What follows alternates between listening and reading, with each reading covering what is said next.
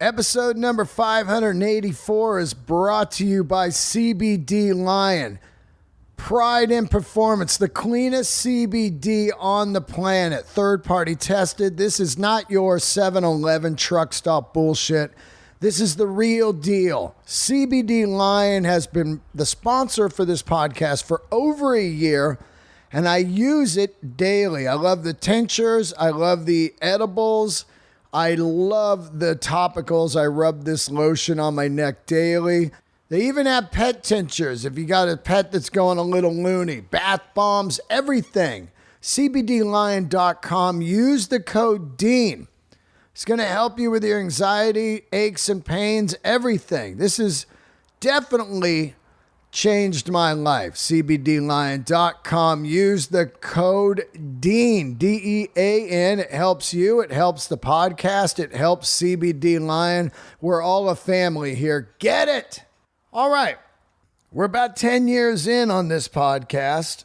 584 episodes, another 100 and something bonus episodes on my Patreon. It's been a long, beautiful run on this podcast. And there was a time where I thought about a year ago that I would stop the podcast. And then a guest like I have today, Mr. Josh Homme, gets behind the mic and I realize, oh yeah, this is exactly why I do this show. Conversations are just beautiful and they are very underrated in this world of texting and email. You just do not realize how valuable a great conversation is. One that is not motivated by any kind of goals or anything, but just an old school conversation between a couple of friends. And it is gold. It is gold for the mind. It is gold for the soul and heart. Josh stopped by a couple nights ago, late night style, and we sat behind the mics. And I just love this man, his music, his mind, his honesty. And he is somebody that I look up to. I am very inspired by this man, and that is no bullshit. He makes me smile, and he teaches me that I hope I bring that kind of inspiration and smiles to other people. As hippie as that may sound, it is real. It is real, and you know, I just can't thank this man enough. He does not go out and do interviews. He is not some promo junket guy. None of that. He is a solid, real human, a beautiful artist, and a great friend. And I'm so happy that you guys get to hear this episode today because it is very real. Before I get into it, I want to say I will be in San Diego on Thursday doing shows in PB. The link will be in my Instagram. I have a brand new website, deandelray.com. And I want to thank my man who built it, AJ. Let me give you his info because this guy killed it on the website. And I'm telling you, if you need a website, go to this man, AJ Simmons. His Instagram is No Sleep DSM. No Sleep is a live stand-up show, podcast, and digital creative brand that AJ created and has been running out of Des Moines for the last 4 years. We work our own content, and I also do different design, website, and video work for anyone who needs it. As long as the project is cool and people are cool, I'm down to work. That's right out of AJ's mouth right there. And man, this guy is pure gold. Just an artist. And AJ Simmons, thank you so much. So anyway, the tour dates will be on there from now on. All the podcasts are on the website. People are always like, where do I get the podcast now, you're not on Stitcher and Spotify, it's easy. DeanDelray.com. Bam. Or my YouTube. Or iTunes. Or Libsyn.com. Or Google Play. It's fucking everywhere. Sorry you got to close one app and open another. Oh my God. Man, I stopped listening because you're not on the one app I use, and I don't feel like closing one app and going to another, man. That is some work. Anyway, also my other podcast, The Grail, is out, and we just dropped episode 20. So get all into it, people. Get out there. I'm going to be in Alameda May 21 and 22. Thank you to all the new Patreoners. Great people out there. New Patreoners. Emily Thorner and Gabe. Patreon.com/Dean Delray. Bonus episodes. Okay. Josh, thank you. I love you, man. I know you're not going to listen to this, but I'm just throwing that into the atmosphere. Of course, you know I love you anyway. And I love all of you people for tuning in. Here he is right now. The candles are lit. Josh Homme.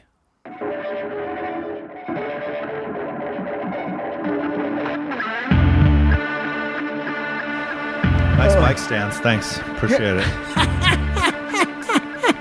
Somebody else said that to me once. They were like, I can't remember who it was. It was an older Someone dude. else who was totally correct. Yeah. And they were like, you mean we fucking hold One right there. Yeah. Well, I was going to set up two SM7s, and then I was like, oh shit, I don't have the fucking I need a box, and it's not Do here. I need to give you mic stands or No, I got to. they make them? Wait, you have to? Where are they? I do, but You don't want someone to have. You don't want me to have one. no, I want you to have one. I figured you could go frontman style. But I don't want to be a front man. That's accidental. It's a Man. total coincidence. I got to tell you something, dude. You are one of those guys. When I see you in the room, I immediately am completely happy. Because I know we're gonna laugh. We're gonna go deep into some conversation. Then we're gonna laugh again, and then we'll disappear into the night. Yeah. And I fucking love that about you. But every time that's like that. Yeah. I know. Yeah. Well, we want to have fun. We It's- want to like make fun of stuff and laugh, and I love to make fun of stuff, and I always hope that that's never confused for not liking something, because it's totally different. I make fun of things I like, but things I love I make fun of even more because I love them in there. yeah, It's fun to make fun of stuff. it is. It is. And you and I talking about the weather's not going to happen. Can you imagine? Yeah. Dude, how about that weather? It was hot today. It's like, really? But I do feel like that, man. I see you, like I saw you at a party, and immediately I was like, this is gonna be a great party, because I already know this is gonna happen. You know? I don't know. I guess we get along very easily. Yeah. And on top of that, I like a little chaos and a little something visceral. Are you like that? Are you like me? And that you want? I want a little bit of friction. Yeah. I like I don't have to be in control of that. It doesn't have to emanate from me, but I like to rub up against stuff. Yeah. I'd say poke or push, but it's not. It doesn't feel like that. It's not antagonistic. I don't feel like, Sometimes it is, but I like to, we have good friction, you and I. We do. We Yeah. do. We do. very I do easy feel friction. that. It's funny. Yeah, it's fun though. Yeah. 'Cause when I see it- thought this is how I like somebody. yeah. This is how it's like. Dude, you don't have fucking mic stands, or what the fuck? Because you don't, and I like you. You know what I looked up the last time you were on the podcast? It was 2016. Is that long? That's long. That's a long time. That's a long time. Yeah. And it was amazing because I I called guess you it is last a long week. time. I called you last week to see how you're doing. And you said, hey, I'll come by and talk. And I was like, wow. Yeah. Yeah. How are you doing, man? I'm okay. I'm good. I guess there's no way not to mention that it's been a crazy time for everybody. Yeah, yeah. But it's been the good part of that is that I think the world was asked to, like, some omniscient thing said, "What's important to you? It's got to be less than 5 things. I'll talk to you later. I'll come back for the list." And then knowing that it would never come back for your actual list. Yeah. You know, but so I like the streamlining of the last year and a half. You know? Yeah, what have you been doing, man? Like writing. I've been trying to make music? this list, and I'm still on the first one. No, I've been on the journey of self. That Yeah. sounds like I'm jerking off in front of a funhouse mirror, but I've been really actually what I'm doing is jerking off in front of a funhouse mirror. No, I've been trying to figure out some things about myself that have been troubling for a while. You know. Like, what are you digging into? You know, I like to work. I was taught to be a workaholic, and a workaholic's work is never done. You know, and I love the pile of to-dos that I have because it's only stuff that I try to make that pile things I enjoy, or at least enough so that it's a majority of those things. But I've worked myself pretty hard for 25 years. And I was feeling a little lost the last bunch of years, and things happened that were tough. And instead of figuring them out, I just kept going, you know, because sometimes it's easier to deal with something by ignoring it and working instead. Yeah, yeah. Throw yourself into work. That old fucking saying. Yeah, and my grandpa had all these. I really loved my grandpa, and he had all these great sayings that he made up that were like. One of them was like, if you got so many problems, you should dig a ditch because all you can think about is ditch digging.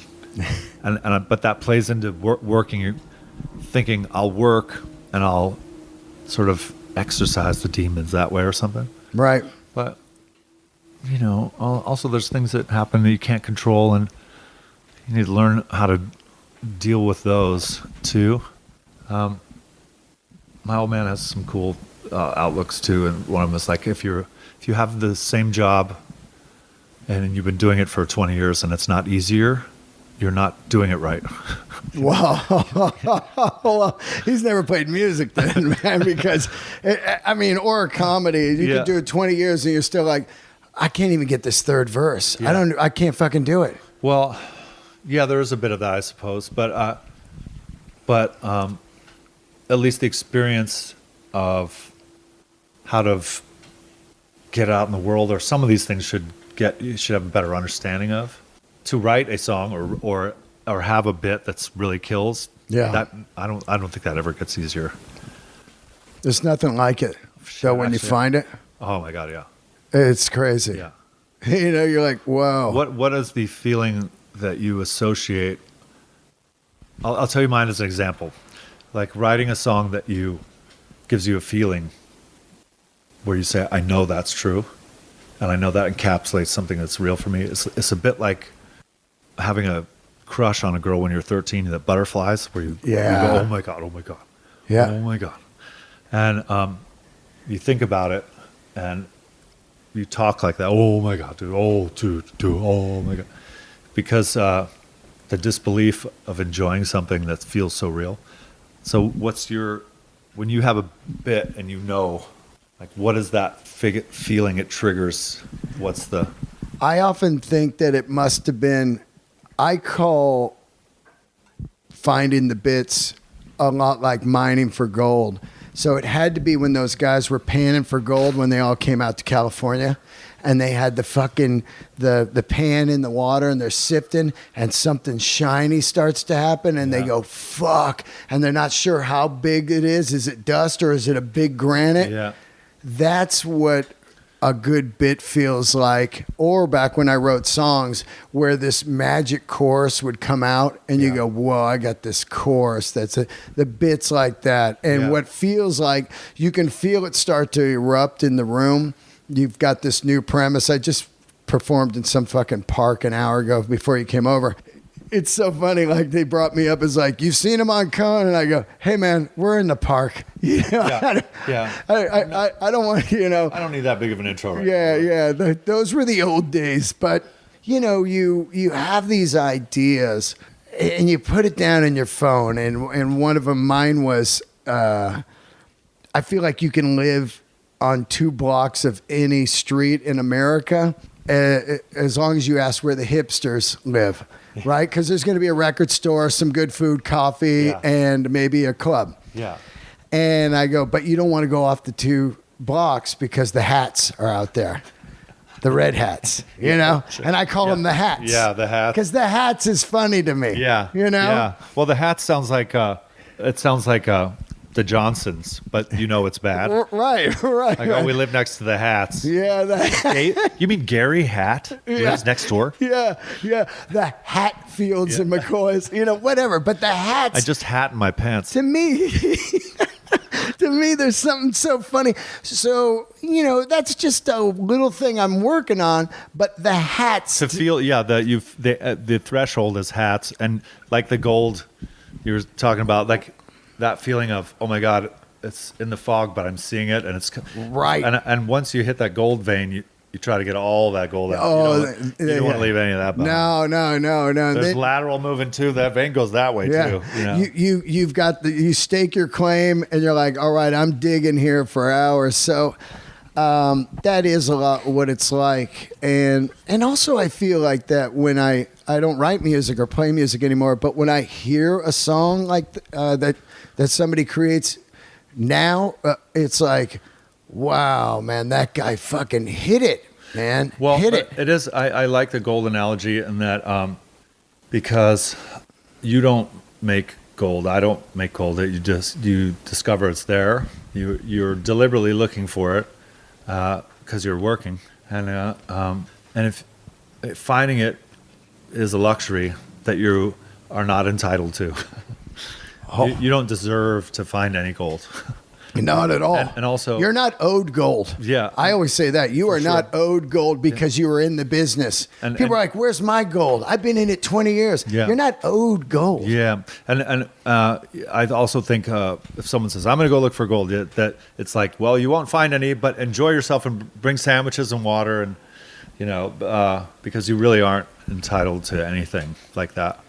That's why it's so exciting to find a little, you know, and to write that song or get that bit where you know you're at the threshold, you know, because just yesterday I played something and the feeling is so different than just playing any old thing. I played something, I was like, wait, that's familiar. Is that someone else's song? I was like, is that someone else's song? Have you ever heard anything like? But that's a key to like, it so resonates that you think it's someone else. Oh yeah. And I was like, we were just messing around, me and a friend, and it's like, and we were working on something, and this was something else entirely. But it was like, we need to stop that other thing for a sec. This isn't part of that. I've got to chase this for a sec. Yeah. Like everything else must stop. You know. Absolutely. 'Cause it's like, I don't want this to go anywhere. So I need to touch this enough till it's familiar. But that feeling is pretty, I wonder if it's addictive. I don't think addictive is a nice word for what it is. It's just, it's so wonderful and so abnormal in regular life that you go, oh my God. It's a little hard once you recognize that feeling to not be excited about it showing up again. You think if you look at your long run of what from Kyuss all the way to now, does it come few and far between now when you sit down and start writing, or does it come out easy? Based on what my dad said, which was, if you've been doing something for 20 years and it's not easy, you're doing it wrong. The truth is I probably shouldn't use that one or have said it because I find writing songs much harder than it's ever been. Right. But I understand why. I think I understand why. In the beginning, you're not chasing, you're inspired and you haven't done anything yet. And that naivete and inexperience all your choices are just like, this feels good. That's it. Josh, feel good. Josh, walk forward. Yeah. Josh, play this. So it's simple in that way. But then you've exhausted that phase. I like moving slow through the artistic phases. Yeah. Because it feels like you maybe only get like 3 or some. 3 sounds about right. The beginning, and I didn't want to get out of that phase, so I stayed there a while, which was good. Can't stay there too long. If you don't go to the next one, then you're copying yourself or you're not growing. And you're either growing or dying, and there's no stasis, so you got to grow into the next phase. And I think some people rush through those phases. Some people don't get to those other phases. But that next one for songwriting feels like, okay, lyrics are starting to be important to me. And I realize I have patterns of words, so I can't do that all the time. You start eliminating things, and you realize you're standing on top of the pile of the things you've done, and the view is different, but the pile is rickety. And the higher the pile gets of things you've done, and the better the view gets, though. It's incredible, and I just feel as though at this point I can tip my hat to things I've done in the past, which feels nice. Yeah. It feels like, oh, this is the cousin of regular John. That's what that is. And it feels like, but which is a song. Like it's related to this other song, you know what I mean? But I have to keep going forward, and that gets more treacherous. That pile, standing on that pile gets more, it's just more difficult now, I think that's like, I often look at you, and I said it earlier, Jack White, in a way of high watermark, as far as artists that are constantly trying to evolve, not do the same thing. I mean, the number one thing with you was not to go do Kyuss 400 times. Yeah. And that right there, it reminded me of when Joe Strummer, I heard that they had got offered like $30 million to do Lollapalooza. I don't know if it's true or whatever. And they're like, nah. Oh, money would never do that for me. That's money. Right. Money is a byproduct of working hard and loving what you do. It's just something that I don't need money to be happy. So I've enjoyed turning down big money. I actually love that. Feels great to be like, I see. Thought you could buy what we do. Yeah, no. There's some dude in like Dubai or something like that, or like I can't remember. He's a member of some family. He asked us to play his birthday party. I was like, these people have played it. It's like, and that's fine. won't mention them, and that's fine. But Azerbaijan, it's like a place with. So research this person is like it's against humanity or some shit. It's like, and the offer kept going up because it was like, no, we'll send a private jet, and it's like, you think that would do it? I get it. Yeah, that won't do it, by the way. No, and it got up to a ridiculous, life-changing amount. It was like, I see where the problem is. Like, you think there's a number that will do this thing, and because that's how you're used to that, and you're not used to this, which it won't do it. It won't do it. I'm enjoying that you keep coming back here to hear the word no said in different stuff. No. Like, you'll hear it. This is getting better. The more money is, the better it is, Because someone sitting there actually thinking, well, I can buy this situation. There's a number. Yeah, there's a number. Yeah. And I'm sure there actually would be at some point, but it would be so astronomical. I'm sure everyone's got a number, right? I was like, yeah. But the number would be so retarded. Sorry, that's okay to say. Retarded. Hey, Tropic Thunder. Yeah, retarded. Yeah. Stupid ridiculous. The number would be so out of whack just to be funny. And I had no money. I was happy too. I would have bumped into you. We would have had the same conversation. It's true. I mean, it's. But there's guys. Harder. There's guys like you that I think really help people like me because it keeps me in check. Not that I'm ever, like somebody's like, hey, maybe you should do this game for them, play that game, and be this thing that you don't want to be, so you can get some money. And then, I'm like, nah. Well, but I do think that conversely, I think you want to be able to reach people that could like what you're doing. Right. So you want to find them. That's what you and want. there's a distinction there. And you want to set, and if you worked hard on something and you have to release those doves, so to speak, you want to set it up for success the best you can. And success, the yardstick for me is anyone that could really, really like this. I like them to know that it came out and then have a chance, and then they can do what they want. Yeah. And whatever that number of people is the number of people. And that's the success of it all, So I think that's important, to be good at finding those people and helping yourself get to them, because it's great to work hard on something, but it's a shame if you have worked really hard that it just goes yeah, and nosedives. Yeah. Because the feeling that I didn't do enough to reach those people is like, oh, I should have. It's not just making the thing; it's making sure that can get injected into the system of the systems of the people that could dig it. Yeah, the right people. Yeah. I mean, sometimes there's the rewards to me are just somebody like you saying, "Man, you were fucking funny up there." Then I'm like, "Wow, that's all I need." That's what I care. That's doing it for respect. It's someone that you like their stuff, that it's nice to hear that. Oh, fuck, it's insane. And if you work really hard and you worked hard on something that you're like, I believe in this. I really, this is real. If somebody that you care about likes that, it's wonderful. Because you think, maybe I did do that. Maybe I did do that right. Yeah. Yeah. I always make things without anybody ever knowing that it's happening. You do that. That's what I love about you also. It's mandatory. First of all, it's like, you should talk about what you did, not what you're going to do.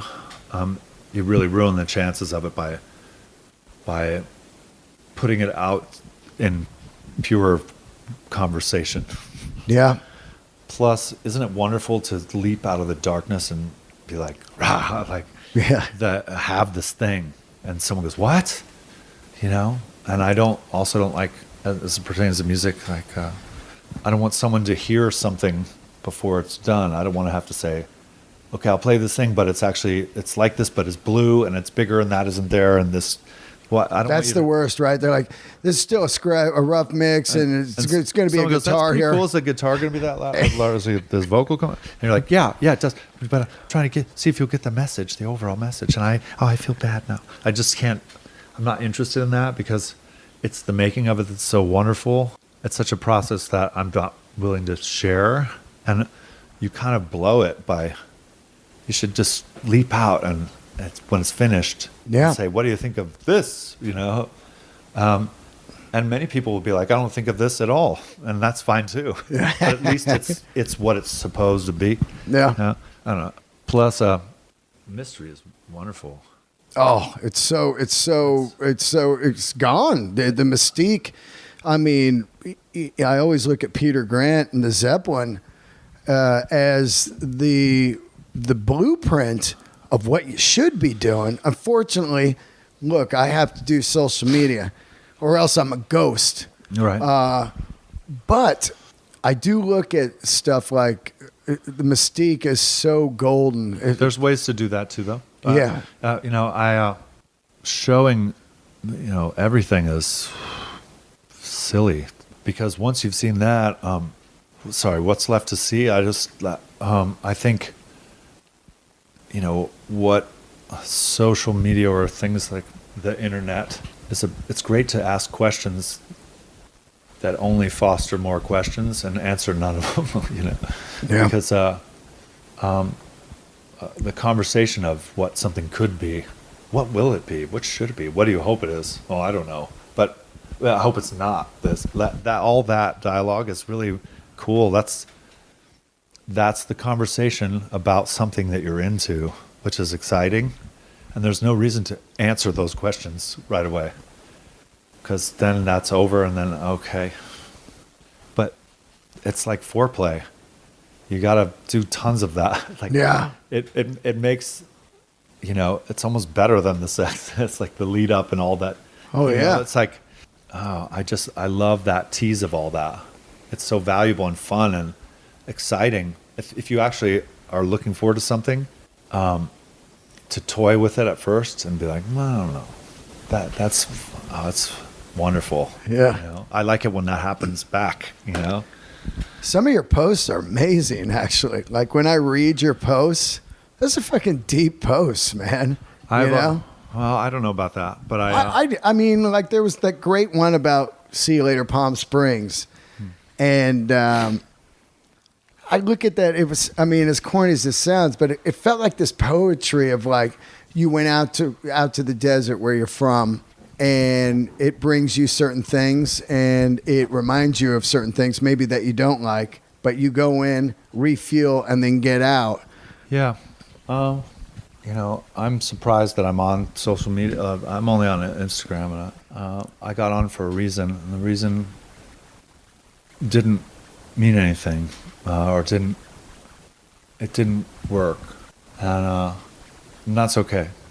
But also, I realized like I said, I've been doing an inward journey. It's not working on myself. It's that there are things I needed answering that deserved attention and time and focus and calm and patience, and shouldn't be hurried. They're important. That for too long, I never held them close and showed that side of my self-love, and there's that ignoring those things was hurt too much to continue without giving them attention.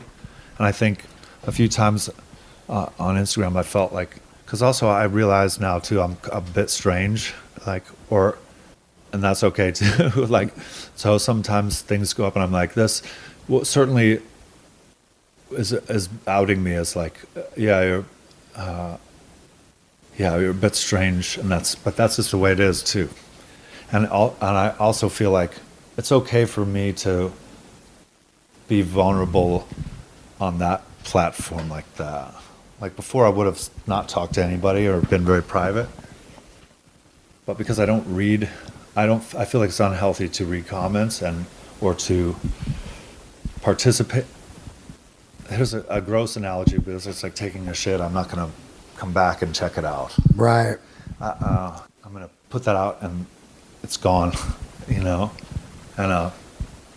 you hope it makes sense to somebody, or makes someone laugh, or gives someone a definitive anything, like I'm never coming back here again. Yeah. Elicits a reaction. So what run me through about like what happened. So do you get off the Villains tour and does stuff just start to fall apart? No, I mean, without getting into too much of it, there were things that had occurred that were, I mean, even in the 3 years before Villains, it's like the Bataclan. I had this incident with another person that was completely topsy-turvy, which I couldn't defend myself, and it was so ridiculous. And then Tony killed himself. There were like Bourdain killed himself, and fucking and it was like and I was I just kept going, but I was building up, and I'm going split, have had relationship changes and all sort of things like that, and I think a desire to understand what's the right thing to do. I would like to do the right thing, and it doesn't always have to be the thing that's easiest or best for me, but I have kids too, and And I don't want to feel bad for longer than is necessary, because it is necessary sometimes. You get sad or you get upset or you have feelings of frustrations or that you're stuck, lost, and those have to happen. But I'd like to, in those moments, understand enough about myself to say it's okay, and how do I move forward in a way that's good for me and the people I care about, even if it's not easy, you know? Oh, yeah. I'd like to try to figure out how to do the right thing, you know? Because I've made tons of mistakes in my life, but they're all really helpful, you know? Yeah. I don't need to make those ones again, you know? And so I think I've taken a lot of time to participate in understanding myself fully. What kind of that stuff sounds you really doing? nebulous, perhaps, but No. What kind of stuff are you doing? well, I started doing TM some years ago, and the meditation is, you know, I've always had a pretty severe authority problem. I just don't. I'm not interested in, you know, all this is just the points to outside. It's all just a handshake agreement to not go mad and take each other out. And I understand that. And politics and the way cities are run and the taxes, laws, the old laws that never come off the books, you know. Yeah. You can't bring a donkey into Burbank or you're going to jail. Yeah. It's like, well, maybe we should take that one off the thing, you know. And it's like, and the encroachment of people telling you what you should and shouldn't do, because I don't know better for someone else. I barely know for myself. So, I don't want someone to tell me what should be, because everything that one does is really comes down to their delivery, how they deliver that, the context. And so, what, you know, someone can do something in a way that really is wonderful, and in the next person's hands, you're like, that was awful. Thank you. And so I don't like all this stuff. I think I play music so I can be part of none of that. Right. The real world.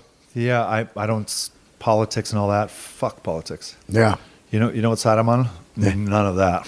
Yeah, I heard that, dude. Because there needs to be a place where you don't talk about that, like ice cream parlors or like video, you know, arcades. Yeah. Like no one's chatting about the left or the right, and I just don't care about that. I hear you, dude. You know, and also, this society is great. It's great. It's great. I don't really want to be part of that too. You know, I want to try to walk between the raindrops and not get wet is what I want to do. You know, I have tons of speeding tickets because I just don't care about the speed limit. It's an easy one for me. Yeah. Like, yeah. You know what speed limit is? And it's like, yeah, and I totally don't care. Do you know I stopped you? Yep, totally. How fast can you do this? Can you write the ticket fast too? Because yeah. I was speeding because I'm in a hurry. So let's, you know, I just feel like, you know, things that are a racket, parking tickets and all that jazz. I don't care about any of that. I never have. What does that have to do with anything you love or anything that you're really into or anything worth living for? You know, it's like, slow down. We're going to get I just don't care. I never have. You know? Like, I was talking to someone, they're like, your insurance is so much, you know, the business person. And I was like, yeah. I'm just going to keep driving as fast as like safely. I'm down with that. I'm not interested in going off a cliff or hurting someone. But other than that, it's just an easy example for me of like, right. It doesn't matter. Yeah. You know? I don't know. So what have you been doing? You're doing some TM and what else? Oh shit! Yeah, I got on a tangent today. TM. I've been doing a lot of this. Reading Carl Jung, the Jungian philosophy of shadow work, where I guess the concept is ultimately there's a a light side to you that you present to the world, and there's a shadow self, which is a combination of, what you wish you could do, but you don't because and when it starts when you're young, trying to be accepted, or things that you enjoy that maybe you think are taboo, or the thoughts that you have. I guess I've always been a bit of a law of attraction person, even before I knew what that was. The thoughts you have become ideas. Those ideas start to come into life, and so you want to think about things to manifest those things that you care about, and think about them often. You can write them down, and I think the shadow work side of that is acknowledging your shadow side, which I've always, even before I read about this, I always felt. I feel like what I do is invite people to bring their shadow self to the concerts. It's like trying to free people in those moments, make Saturdays out of Mondays, Come and be yourself. I'll turn the lights down. We'll turn up the music. You can do whatever you want. Like, I love that. In the past, I used to call it corruption, but it's not. It's like freeing, it's the opposite of corruption. It's like freeing somebody, and I want it to be that way. So I need to keep doing that for myself too, because I kind of journaling about your shadow side, and the ultimate purpose is to try to, instead of having them be split, to integrate that shadow self and the light self. And what's interesting is how impactful it really is. And there's even I was reading this thing in this booklet I had, and it was like, but be careful not to do this thing too long because it can, and it was almost like a warning. I was like, ooh. But then as I was doing it, I was like, whoa, yeah, probably not dig up too much of this, dig it up in consumable bites first, because the idea would be that you integrate those together to be, and it readdressed the word authentic to me. Because, in our businesses, you hear, it's got to be authentic. This is authentic barbecue sauce. But it readdressed that nature of that word as being who you actually are, just being who you are. I guess an example of that would be saying no, but not saying no as a malicious thing or an unkind thing, but saying, I'm okay, no, thank you, but no. And saying no to things in order to leave space for things that you want to be there, to show up and have that space. I think as an overworker, as a workaholic, sometimes I would have no time for things I would like to do. No, I hear you, dude. So, yeah. I understand that, man. It's just kind of like, wow, I have no time. But then if I have time, I'm freaking out because I'm like, why do I have time right now? I should be working. I've got to get somewhere. Doing this kind of shadow work stuff and meditating has allowed me to say, because I feel the same. What do I do with the time? And shouldn't there be? This hole should be plugged. Anyone? And but it's really helped me to allow that to just lie and be an empty space for a second. Yeah, I never went to the doctor before. Yeah. Only when I had an injury, right? But I never went to the doctor like, hi, would you look at me and say if it's yay or nay or whatever, No physicals, nothing? No, fuck it. I just was like, I don't want to. Yeah. But I did that when I was about, when was it? A few years ago for the very first time. I'm not good with time. It was like whenever, a few years ago. And it was this doctor who kind of merged East and West a little bit, philosophy. Yeah. And it wasn't goofy. It was, he did a lot of blood work. And I guess that his philosophy is that you are who you are. You do what, so your blood type tells a lot about you, and it explains why you do some of the things you do and what to look out for in the future. And so we did this full blood panel, and he brought me in and he said, I think sometimes I'm a bit of a people pleaser. I'd like to make the people I care about, I want them to be happy. And I maybe put myself last a little sometimes. And so he goes, you have O positive blood. Do you know what that means? And I was like, nope. And he's like, do you feel like you're kind of giving, and then, but you don't want to receive, or you don't? And I was like, yeah. And he's like, well, you can give blood to anybody, but you can't receive it from anybody except an O positive person. Like, he's like, that's you. Maybe that's you. And I said, well, what does that mean as a doctor to a patient? Yeah. What am I supposed to do? Yeah. And he goes, at the end of it all, he goes, go home, and there's 5 things you have going on right now that you're doing out of a sense of obligation. I want you to go home and cancel them. And I was like, I thought you were going to say, like, go to the pharmacy and take these pills. He's like, no, you don't need to take any pills. You need to go home and cancel 5 things. Be respectful and gentle about it and cancel them. And I said, why? And he goes, you need to create room for the right thing to come in. And until then, you should relax. You know? So I did it. I actually took his advice and did it. And 2 weeks after that, Iggy called me. Wow. And so I thought, wow. Just out of the blue? yeah, cold called me. Wow. And said, do you want to, maybe we should work together and make a record. And I hat in my pants, as he said. Yeah. And I had no choice but to say, does this have anything to do with I suppose I could write it off if I want to right now.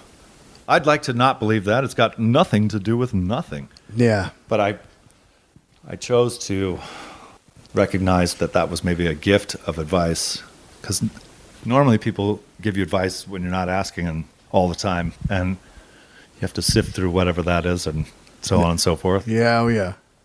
But I did go there just to get advice, and he gave it to me. I took it, and then that happened in short succession, and I actually had the time to do it because of what I'd done. So I kind of just had no choice but to believe it. Yeah. Yeah. I believe all that kind of stuff, man. Yeah. I'm like, you know, because I hit you up and I said, what are the goods and the bads of Palm Desert? There's something to me. I mean, I was born in the mountains, Yosemite, and, you know, everybody got the fuck out of California. Like, we're out of here like 6 months ago. And, you know, I lived in New York and stuff, and I'm like, this state is in my soul. Yeah, It's in my soul. yeah, for sure. And something keeps pulling me out to the desert. And when I'm out there, I was just there, Pioneer Motel, for a few days. And Yeah. I'm like, there's something out here, man. Yeah. And I'm going out there nonstop. A lot of people are moving there. That's a mixed bag, because I hope too many people don't go out there. But but it would be great. Having you out there would be great. Yeah. What do you, I mean, you know, you grew up out there, so the desert's in you, and then I get it, you escape. I'm out of here. I've done the desert. You know? Like, that's how I look at San Francisco. Yeah. No way would I go back to San Francisco. Mostly because it's not a city I recognize anymore. Sure, it changed, and so did you. Yeah. And it's not what was, it's what is that matters, you know? Yeah. So I think, and there's a bit of hometown blues for anybody. You go home and you're like, well, my old popsicle stand is gone now. Yeah.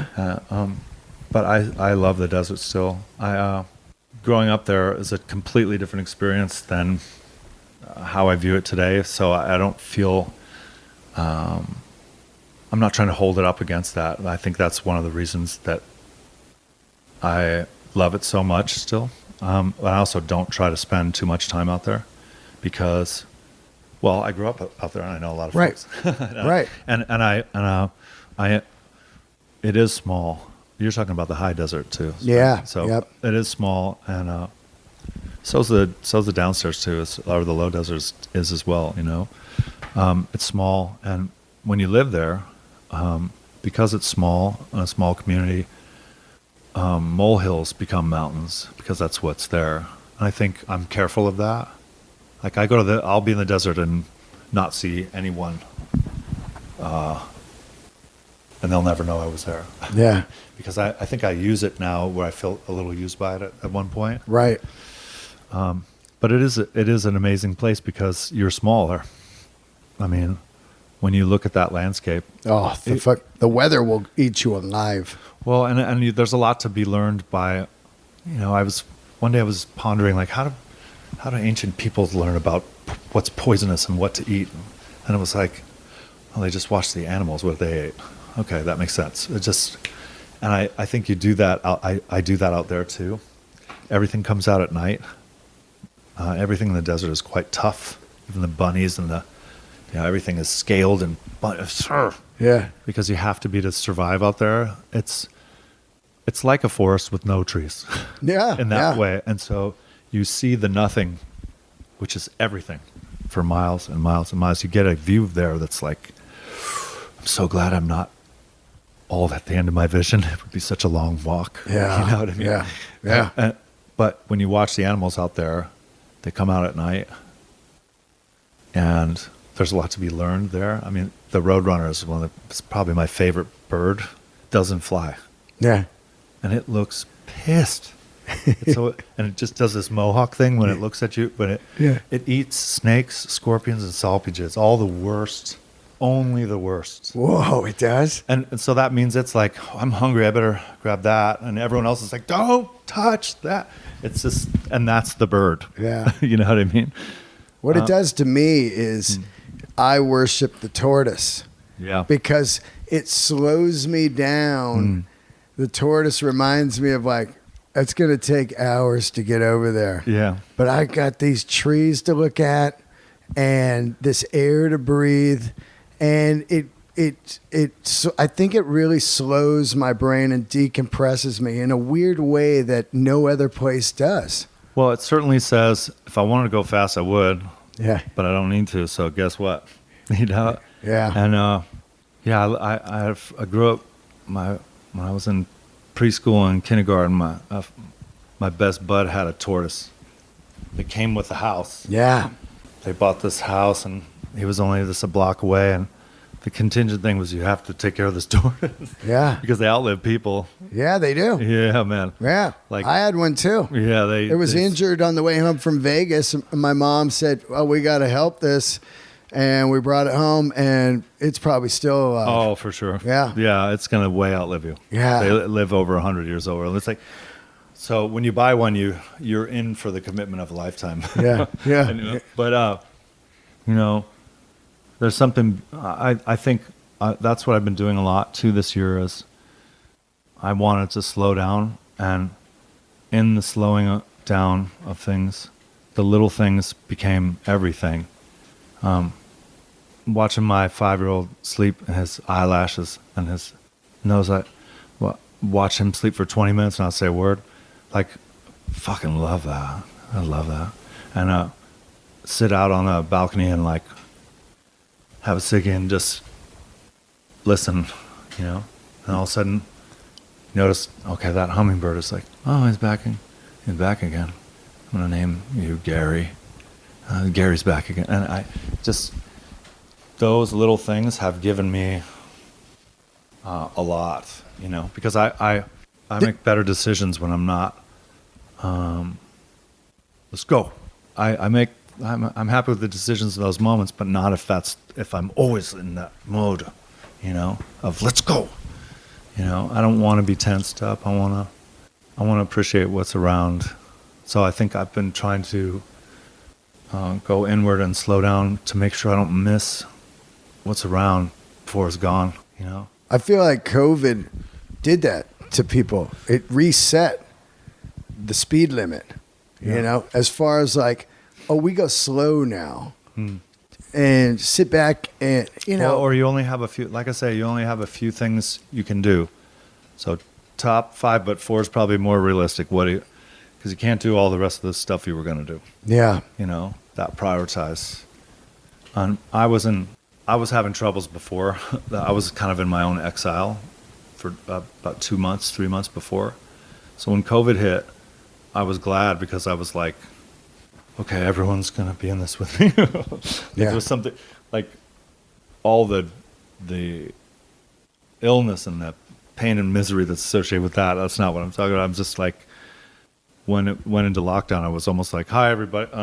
Bathrooms are there. Commissary's there. Welcome to being in exile for a while. Yeah. I had already exiled myself and was, how do I say it without actually saying it? I was, I needed to make sure I was okay.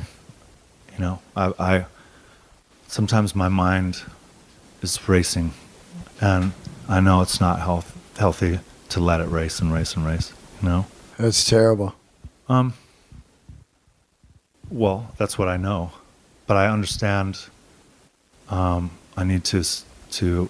It's time for me to focus on making sure my mind is okay. You know, because it's great. I hear music and I can walk into that music like a 3D puzzle, and I can do all this stuff. But also, there's a downside to that too. You know, got to pay attention to that a little bit too. So Yeah. so it doesn't get big. You know. I think for me, a forced break was great. I wouldn't have taken a break ever, because I started comedy so late that I didn't have time for breaks. Breaks would be like, oh, you're 60. You know, I'm 55 right now. I relate to that so much. Yeah. Yeah, and so I was like, shit, man, I can't stop. So when it first happened, I was like, okay, because in comedy, they're waiting for you to stop. Just everybody. I knew he'd quit. Even if he took 2 weeks off, I knew he would quit. It feels like that. So nobody takes any time off. It's like grind, grind, grind. Even if you get to a giant level, it's got to get the next bit, got to get the next special, got to get the next gig. And so after the first month, I was like, whew, man, I just worked 5,000 shows 10 years straight. Yeah. And then I was like sitting back, and then I started looking at stuff like, fuck, man, I did the Forum with Burr. Yeah. I did the Davies Symphony Hall with Merritt. You know, like these things. I sold out this show. Like it started coming to me. Yeah. Like stuff that was just a complete fucking blur. In the quarantine, it started coming to you that had occurred. Right. Yeah. See, I'm glad you said that because I can relate to what you're saying, but what I've come to understand is taking the time to stop and at least consider these wonderful things that you've done, and also the time to reappreciate the little things, and that recharge creates a balance that makes the work better. And naysayers say nay. That's all they can say. That's why they say nay. So they're always going to say nay. I knew he'd quit. And it's like, sorry, I didn't hear what you said because I was ignoring you. Yeah. I think you got to tune that out. And the way to tune that out is to appreciate that and take that time. And it actually oddly seems to help things go better. Yeah. You know, it perhaps seems counterintuitive, but I believe that, though. giving because yourself the chance. sit back and look what you achieved. Yeah. What are you chasing? Like the tortoise, man. Yeah. You're already in it. Yeah, and you're in it, and what's important is that you enjoy those moments you're in it, and you need the time away to appreciate the time that there as well. And you do have a dark side and a light side. They're a requirement. You cannot have light without dark. There's no way to know the opposite. And also you don't need to be afraid of your dark side and believe that your light side is all that's all I could. And putting them together feels like the calm of understanding how much you need them both. I need to go do and create things I love, and I need to stop too. I was working with this gal, Nikki Lane, really. I love her. I texted you, and I said she made one of the greatest records in the last 20 years. She's so fucking good. And it's insane. Her fucking voice. It's classic. It's unreal. And it sounds like something ancient. It's so good.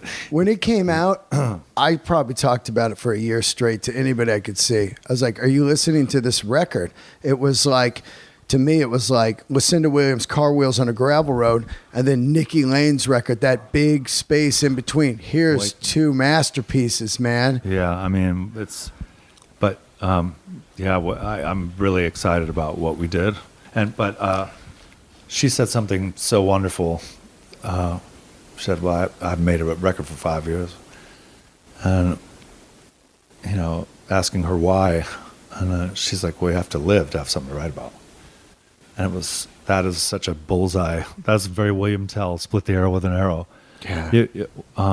If all you do is go, go, go, you believe that's all you should be doing. But as a comedian, a writer, or a musician, a poet, or whatever you are, if that's what you want to be, you have to live to have something to say about all that. It's funny you say that because the first 2 years I did comedy, I didn't take a day off. Yeah. Not one. Yeah. And then... So what are you laughing about? Yeah. So then what are you laughing about? Burr pulled me aside and he said, hey, I get the grind.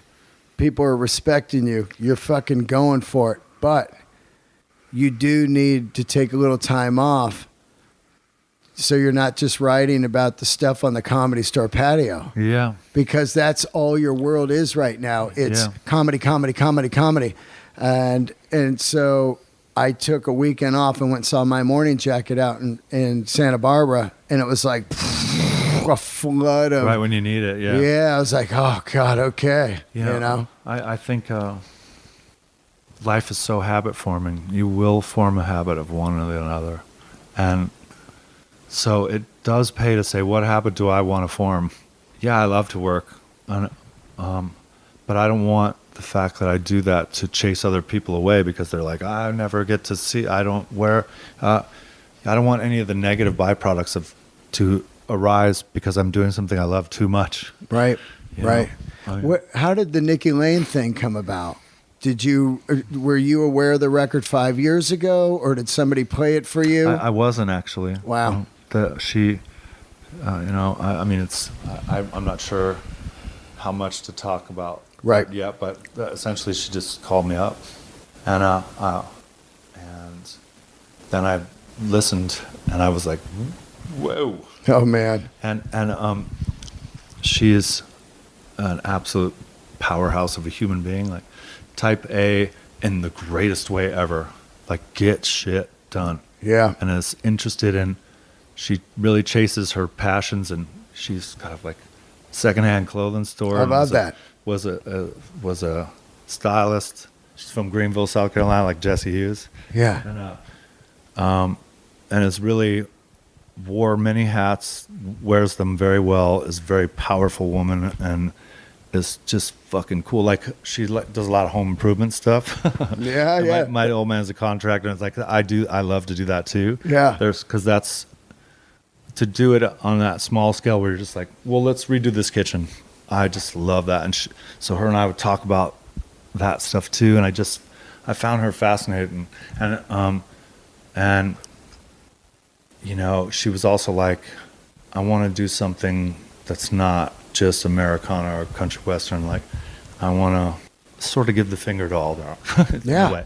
Not out of spite or malice or anything. Just like, I want to do something, have the chance for it to be its own thing, and be in between all those things. Yeah, not be boxed in. Mm-hmm. Some of the greatest artists have. Yeah, look at Bowie. Yeah. There's 5 Bowies at least. Yeah, and I think it's actually the job. Like, as I said, I have an authority problem. This is the right place for me, because it'd be a shame to religiously follow rules that don't exist. Because, sorry, what are you doing that for?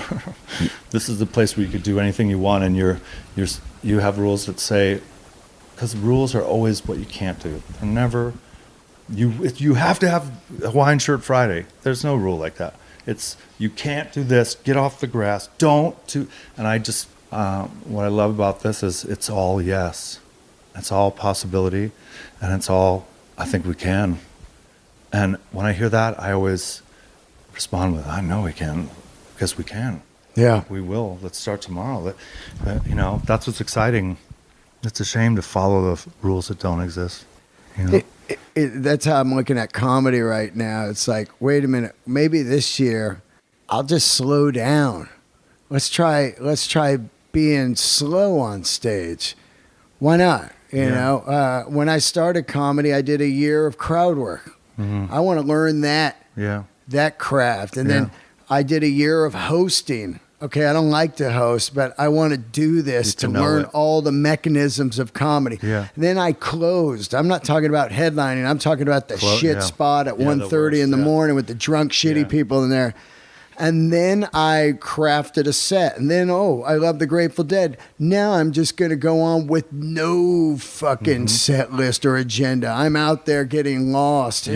Each year or two, I would try to find something totally different in comedy. I love that. It's your obligation, really. Yeah.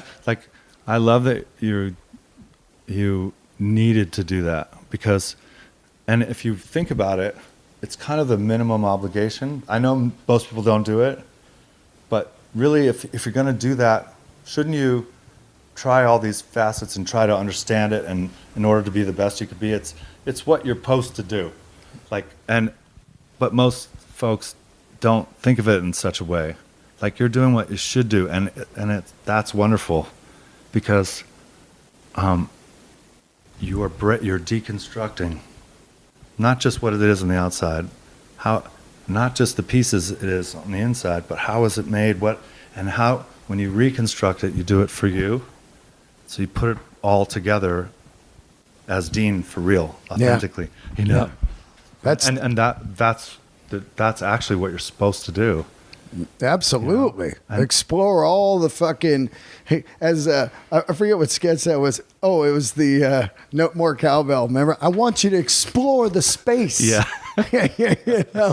Which, by the way, is, I think, the greatest sketch ever done. You know? So good. It really is. But Christopher Walken could read the phone book and I would be 100%. Jerry. DeWitt's. Just, there's another guy that is the goddamn high water mark in life, you know? Yeah. I mean, Deer Hunter could be one of the most incredible performances ever. You said something interesting. Talking slow is a powerful tool, right? It is. My son went to a new school the other day, and he was nervous and scared, rightfully so. It's scary. But I give him the 5. Walk with your shoulders back. Walk slow. Talk slow. Be yourself, and breathe. That's the 5. That's the 5 fingers of entering a new situation. You know. But that talking slow and being deliberate, even walking slow, breathing slow, is important for overcoming things, and also to get your point across. You know. That energy of going like this, and guess what? Let's just hear me out. Now, here's the thing. Oh, actually, you know, if I could say this about it, it pushes people away. Yeah. It pushes you away from you as well. And when I find myself like that, I always feel, oh, damn it. But when you do talk slower and your thoughts are happening before your words instead of the words first. And people have no choice but to hang on every word, because, you know, so at least it gets that actual attention, that moment to get your thoughts out, you know. Yeah, I once met Robin Williams, asked him why he didn't use a mic, and he said, it makes him listen. Yeah, and I was like, wow. It was that fucking, he just hit me, and I was like, I just walked away like, wow, that's a giant nugget he just handed me. Right, but it was so simple. It's so simple. And so, again, it's a little thing, he said, and little things are everything. They're the beginning of everything. And if you don't give yourself a chance to appreciate the little things, you know, and that means you need to stop too. Plus, nothing's better than re-emerging. No. How are you going to reappear if you don't disappear first? You know, and there's a magic in that. You know, and feeling like all of it's connected. I say feeling, but believing that it's all connected, like so. It means ignoring parts that you don't want to look at. It's not permissible either. You know, you have to look In fact, those are the things you have to look right at, point blank range. That cute snoring of the dog is really cute snoring. Gertie loves to snore. Yeah. I'm sorry, are we boring you? Oh, so cute. Look at the squish on that face. Oh, my God. Yeah. Gertie has also slowed me down. Yeah. I think Gertie has taught me to open up my heart, too. I had a big fear of roots. Mm-hmm. Anything that can steer me off of the art path is scarier than anything on the planet, including illness and motorcycle crash. Anything that's going to get me off the track of, I don't know why I'm so driven. I mean, I do know why, because I love comedy more than I played music, but I love comedy more than even that. Sure. I mean, I get that. I love comedy as well. I just love it. Oh, you could have easily been a comedian, man. You're one of the funniest guys I know. I tell you, in the last year, I've almost quit everything, and that's almost what I did. I was just like, because when life is good, it's funny, and when life is awful, it's really funny. Oh yeah. But I understand you, like you're talking about that, like I feel about music too, where it's just, I just love it so much. I'm compelled to chase this thing. I don't even know exactly what it is, but I've seen the brake lights of it twice, actually. I got so close. Right. But I got to keep chasing that thing. I know. What is that? You know, it's like, it's really, you're born with it. You're born with it, because when you start music, there's the part-timers. Sure. And you get them in your band because you need a bass player and a drummer. And then they spin out, girlfriend or wife, kids. I get it, But to me, and I know it's with you, you always just feel like, yeah, those wheels fell off, but I'm on the unicycle, Yeah. I've got the seat's not on there either. Yeah. Well, you saying that about comedy, I know you feel the same way. It's, part of me sometimes feels like I don't want to know, because I don't want it to stop. Right. I know this, when I do stop creating music, it's always in moments of terrifying depression. It's like I don't do well in that environment, and if I'm not mentally doing well, I don't want to create something. Yeah. But the minute I start, it starts getting better immediately, And I know that in that creation process, whether it's poetry or music or whatever, or even making someone laugh, like that, I'm able to leave like baggage behind, solve things in ways that like conventional remedies don't seem to do the trick. And also, I don't know what to say sometimes, but I could play it for you for sure. That's like me. I'm not going to sit down and be completely open with someone. I can do it with you. I can do it with people that And you could do it on stage strangely. 100%. Because there's some kind of plausible deniability. I wasn't saying me. I was saying in general. Anyone ever thought about that? But you're probably getting the rawest, like some of the rawest of me up there. That's why I love, I'm trying to even find more of it, Yeah, the more vulnerable you are, the better everything gets. Yeah. Any art form, that's like, well, you have to like, so much of the time now I feel like writing music is like being wheeled through town on a cart with it tied to the stick. And everyone's throwing tomatoes, and you do with it what you have to do. Yeah. But it must be so. You have to be terrified of what you're saying to a certain degree at this point. Right. Maybe years ago that wasn't a requirement, but lyrically speaking, for me, it's gotta be. It has to be real. I even feel like it makes me sick to try to sing something I know is bullshit. I'm just, fuck it, can't. I have a physical, I need to believe it. And that's the only requirement, and you know, and I don't know why it's so important to create stuff, and I need it so bad, because it doesn't really matter. I need it. Like, I think I've almost like given up. Like, I've seen the brake lights of it. I'm never going to catch it. Yeah. I don't know. And if I did, I'd probably just died. You know what I mean? Yeah. Like, I got it. Boom. That's it. Boom. I'm just glad it's there. Johnny Cash had a great quote, which I'm not the creator of the music, but I'm the deliverer.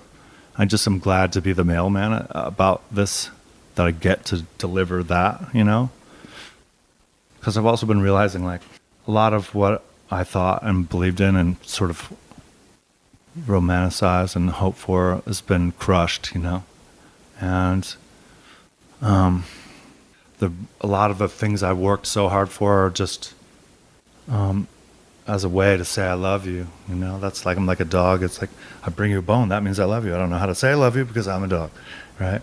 But I don't care about things at all. They're just an expression of how I feel about you, you know?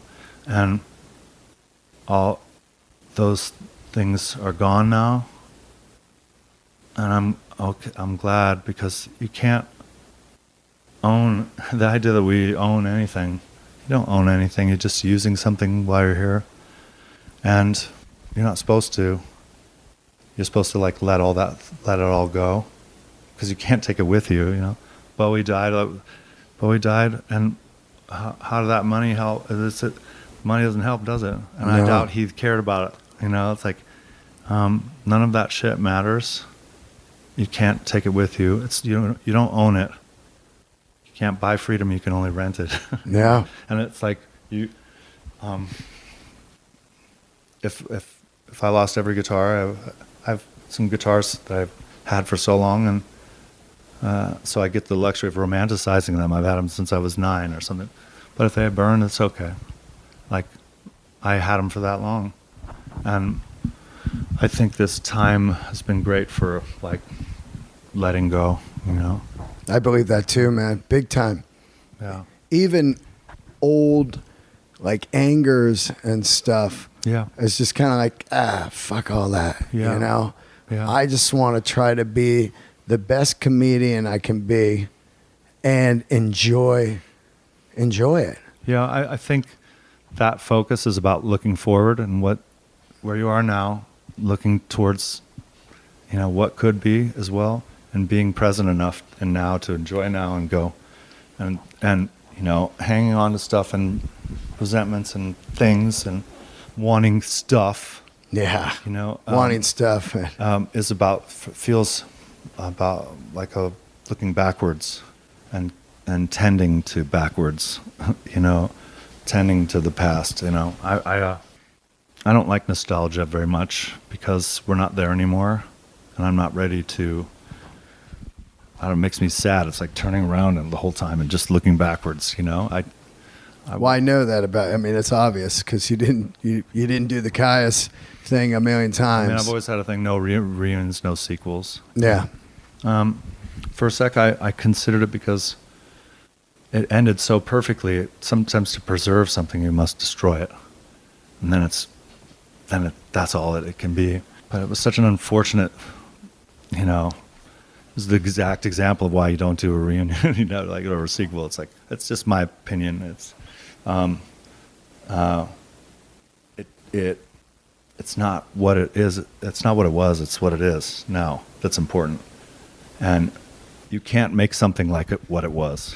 Yeah. No matter how hard you try it, that's what it was. Well, that's what I keep telling people. Like, even if they got together and did it, it's not gonna. I was there. Yeah. I was at the bottom of the hill. Yeah. I was at the Danzig tours. Yeah. I was at those shows, and I would say, go find your new Kyuss, or go find your new, or become it, or become it. Yeah. But it's not going to deliver what it delivered to me, because it was new, it was radical, And it was a moment where there was, and we were young, and it was like, fuck. But I've had that numerous times in my life with other bands by seeking new music and finding the new sound and the new song and the new singer. You have, I mean, that's why I feel the same. It's like you don't know what you're asking for. Yeah. You're asking for something. The best it could ever be is, that was cool. That was great. Right. And that's the best it could ever be. And everything else is beneath that. And I don't know. It's just like, it's okay to let things go and let them be. And if something has a wonderful legacy, that's such a gift to have. You don't want to mess with that. Don't mess with that. And look, it's like, look what happened. And it's like, unsurprisingly, and the guys was never about money. Never. That's where we learned to turn. That's where I learned to turn things down, because it's like, can't buy me. Like, you're young, you're like, can't fuck buy me. Yeah. But that has permeated and been instrumental in my life. And so to do it now for dough or something, it's just like the fundamental first step is off. I considered it a little bit for a second, because I wanted to repunctuate the end. Right, I get it, because it ended ugly. Yeah, and that was the only consideration. It was like, oh, fuck, we have put a period at the end of this, or rephrase the end of that sentence, because to try to see if you can get it closer back to what it was. But then I was like, no, it's okay. It did. Even that is what it's supposed to be. That was for money. That's not what Kyuss was about. So you can't take that step. Like, okay, how about we all give the money to charity? If we do it, Yeah. I'll do that. Yeah. Hell yeah. Goes to a good cause. Fucking monstrous. You want my yes? That's how you get it. Yeah. Everyone does it for charity. Like that Banksy painting that he just did. Unreal. What was he painted a painting last week, and he goes, I'm going to give this painting to the auction house, and all of the money has to go towards the nurses, like in London or whatever. Oh, that's amazing. $20 million. That's amazing. And it was one painting. One of the best paintings I've seen in years. That's amazing. And he's a badass. He's once again, But see, it's. Go ahead. It's fucking inspiration right there for me, of like, if I drive down the road, there was a Banksy, it was a block from the Comedy Store, and I used to walk by it every day before, I think someone chiseled it out and stole it, but on the way to the open mic at the store, and I would just look at that thing and just go, this guy doesn't care about fame. He's doing art to do art. Mm-hmm. For the sake of it. Yeah, and he's just doing it in weird spots, and he doesn't need to show his face or whatever. And that kind of, those bumps in this city of LA are like, oh yeah, it's a big reminder, Well, what I love too is that it tells you that you make the art because you love it. That's the first step. And you do it the way that you believe in, that you know that no matter what it does, by whose yardstick for success, it's okay. If you make something you really love, do especially, I make an album I really love, if only one person buys it, and the only reason they bought it is so they can take a dump on it, I'm okay. It's okay. It's okay. I love it. Anyways, it's already a success in my mind because I got it out for real. The next step, though, is if you can put it out in a way that art elicits a reaction. That's my definition of art. Art elicits a reaction. And so if you can put it out in a way that, like what about when he sold the one thing and it shredded itself? Unbelievable. It fucking Unbelievable. killed me. Yeah. I laughed so fucking hard. Yeah. I'd like to bid 4 million and 20 million, 28 million, and it's shredding itself. Like that sort of infiltration. That was probably the greatest thing ever. It's the fucking greatest thing ever. It's that just it worked. the biggest middle finger of all time. Like can't ham. Yeah. Like, art elicits reaction. So when releasing these doves, to push buttons and elicit a reaction with that, fucking another aspect of the art of it. That's what I've grown to love, putting things out in a way that's like, whoa, that elicits some kind of reaction.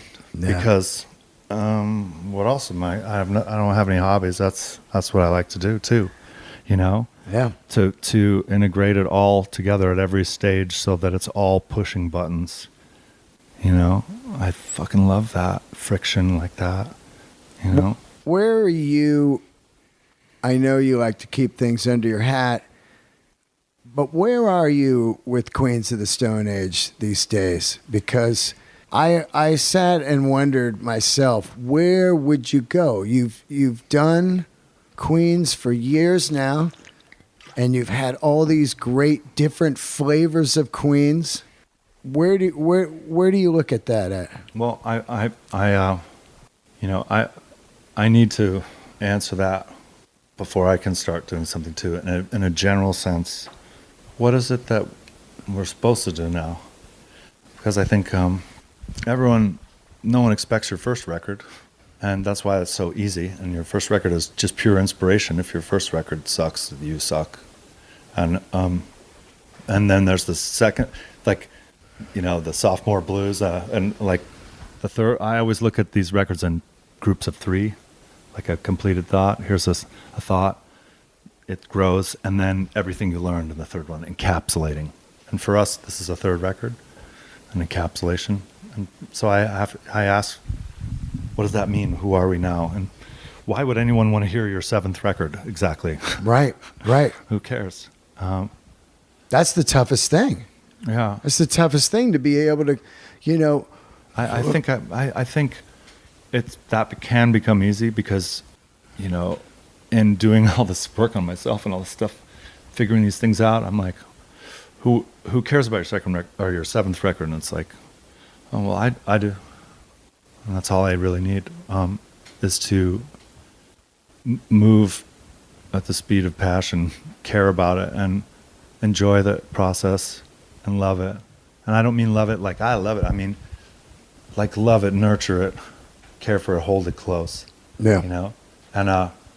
And appreciate, like, this is my thing I get to do, and because then all the worry and the things that doesn't show up, and because records are really just an expression of where you're at emotionally, in real time, there's sonic photograph. I feel like this. If I just follow how I'm feeling and write from what I'm feeling, then my seventh record is my first record for somebody. Right. Like, that sort of mock dilemma doesn't really need to enter the picture, because I could be like, why does anyone care about your light switches? I don't, what's with this building? How do you know it's good? Those things don't matter. They don't. None of that matters. It's just, is it real for you? Because, I know this, when we put out, like, Clockwork, Yeah. I told the guys I was not in a good spot, and I told the guys, it was right before it came out, I was like, I just want to say I'm really sorry. This isn't going to go well, but it's what had to be made, and I apologize in advance. I don't think this is going to go well because it was so dark and mid-tempoed, and To me, it was the masterpiece. I mean, for me, it was what had to be made, and I was like, I don't want to ride this in a flaming wreck down, so probably disappear after this, but I love you guys, and this has been great. Yeah. And then it ended up doing really well. It's the best of any of them, right? So, and I thought, how odd. It took me a second to figure out, because it was so raw. Oh, man. But then it was like, oh, So dark, it's too. so raw. That's why, because it's exactly accurately where I was at. Yeah. That thing's an open wound, man. Well, and so there's things like where someone goes, you should, make a record like that again. And I'm like, no fucking way. Yeah. Like, Yeah. that was a sonic photograph of, ow. I hope I'm not in it like that, A sonic photograph of Al Yeah. has got to be the name of your new record. Well, I think I learned a lot because I've been kind of working on myself here and dealing with some things so that I don't get back there because I was close. Yeah. And I don't want to go back there ever like that. And to prevent that, and this, and because you can, You can, as long as you mean it and do it for real, you're good. It doesn't have to be ow. Yeah.